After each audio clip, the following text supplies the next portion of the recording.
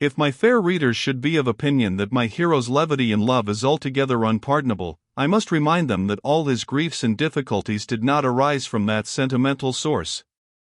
Even the lyric poet who complained so feelingly of the pains of love could not forget that at the same time he was in debt and in drink, which, doubtless, were great aggravations of his distress. There were, indeed, whole days in which Waverley thought neither of Flora nor Rose Bradwardine, but which were spent in melancholy conjectures on the probable state of matters at Waverley Honour, and the dubious issue of the civil contest in which he was pledged. Colonel Talbot often engaged him in discussions upon the justice of the cause he had espoused. "Not," he said, "that it is possible for you to quit it at this present moment, for, come what will, you must stand by your rash engagement.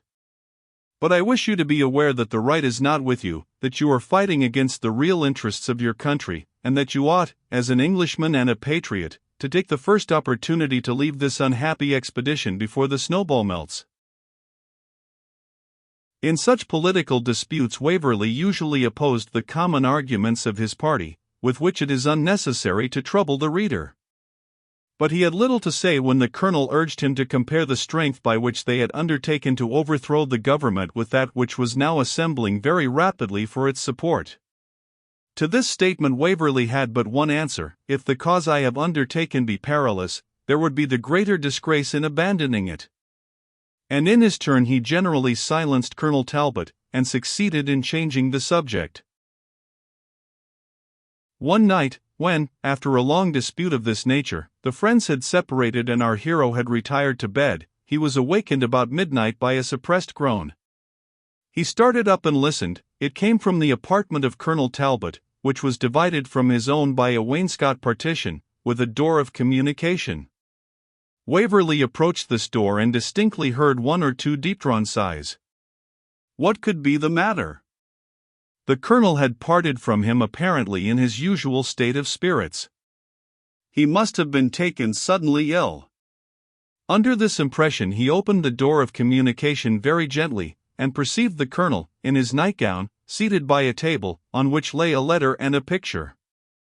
He raised his head hastily, as Edward stood uncertain whether to advance or retire, and Waverley perceived that his cheeks were stained with tears. As if ashamed at being found giving way to such emotion, Colonel Talbot rose with apparent displeasure and said, with some sternness, "I think, Mr. Waverley, my own apartment and the hour might have secured even a prisoner against." "Do not say intrusion, Colonel Talbot. I heard you breathe hard and feared you were ill. That alone could have induced me to break in upon you." "I am well," said the colonel, "perfectly well." "But you are distressed," said Edward. "Is there anything can be done?" "Nothing, Mr. Waverley. I was only thinking of home, and some unpleasant occurrences there." "Good God, my uncle!" exclaimed Waverley. "No, it is a grief entirely my own. I am ashamed you should have seen it disarm me so much, but it must have its course at times, that it may be at others more decently supported. I would have kept it secret from you, for I think it will grieve you, and yet you can administer no consolation. But you have surprised me. I see you are surprised yourself, and I hate mystery. Read that letter." The letter was from Colonel Talbot's sister, and in these words: "I received yours, my dearest brother, by Hodges. Sir E. W. and Mr. R. are still at large, but are not permitted to leave London. I wish to heaven I could give you as good an account of matters in the square. But the news of the unhappy affair at Preston came upon us, with the dreadful addition that you were among the fallen. You know Lady Emily's state of health, when your friendship for Sir E. induced you to leave her. She was much harassed with the sad accounts from Scotland of the rebellion having broken out, but kept up her spirits, as, she said, it became your wife, and for the sake of the future heir, so long hoped for in vain. Alas, my dear brother, these hopes are now ended. Notwithstanding all my watchful care, this unhappy rumor reached her without preparation. She was taken ill immediately, and the poor infant scarce survived its birth. Would to God this were all! But although the contradiction of the horrible report by your own letter has greatly revived her spirits, yet Doctor apprehends, I grieve to say, serious, and even dangerous, consequences to her health, especially from the uncertainty in which she must necessarily remain for some time, aggravated by the ideas she has formed of the ferocity of those with whom you are a prisoner. Do therefore, my dear brother, as soon as this reaches you, endeavor to gain your release, by parole, by ransom, or any way that is practicable. I do not exaggerate Lady Emily's state of health, but I must not, dare not, suppress the truth. Ever, my dear Philip, your most affectionate sister, Lucy Talbot. Edward stood motionless when he had perused this letter, for the conclusion was inevitable, that, by the Colonel's journey in quest of him, he had incurred this heavy calamity. It was severe enough, even in its irremediable part, for Colonel Talbot and Lady Emily, long without a family, had fondly exulted in the hopes which were now blasted. But this disappointment was nothing to the extent of the threatened evil, and Edward, with horror, regarded himself as the original cause of both. Ere he could collect himself sufficiently to speak, Colonel Talbot had recovered his usual composure of manner, though his troubled eye denoted his mental agony.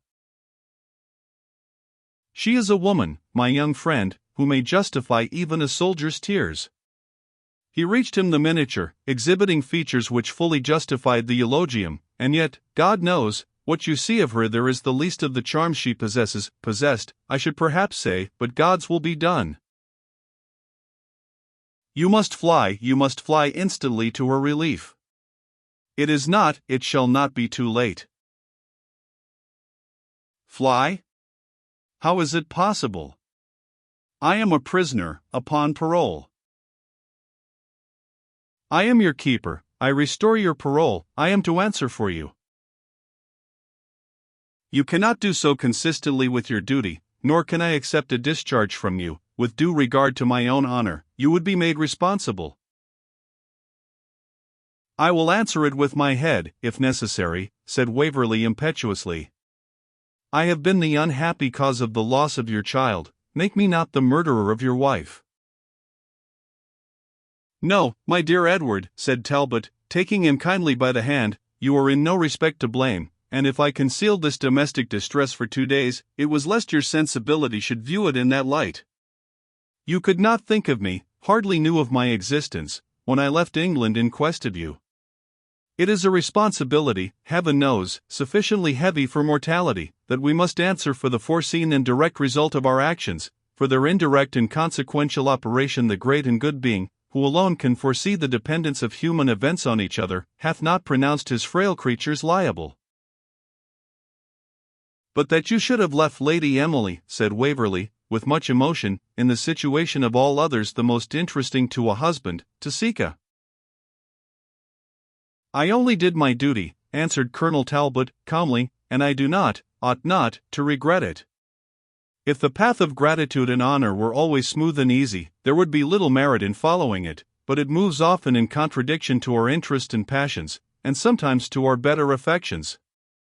These are the trials of life, and this, though not the least bitter, the tears came unbidden to his eyes, is not the first which it has been my fate to encounter. But we will talk of this tomorrow, he said, wringing Waverley's hands. Good night, strive to forget it for a few hours. It will dawn, I think, by 6, and it is now past 2. Good night. Edward retired, without trusting his voice with a reply.